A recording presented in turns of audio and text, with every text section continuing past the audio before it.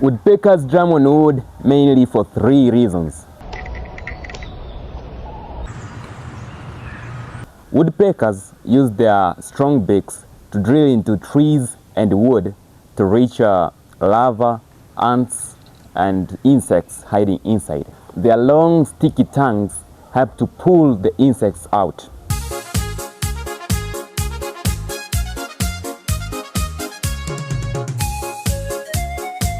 Woodpeckers make cavities on trees to build safe nests for raising their chicks.